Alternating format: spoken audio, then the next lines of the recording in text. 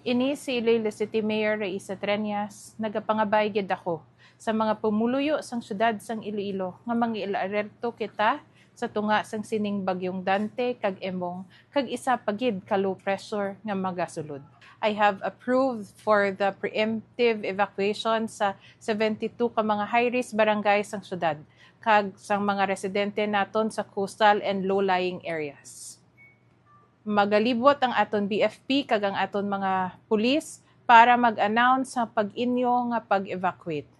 Ina-expect naton ang mabaskog kag makusog nga ulan kag pagbaha karon nga hapon kag sa gabi. Ginalikwan naton ang peligro sang baha sa aton mga residente, mga responders. Ilabi ang halit sini sa aton kagamitan kag ikaayong lawas. Maghalong ang tanan kag maging alerto sa sini nga mga tion.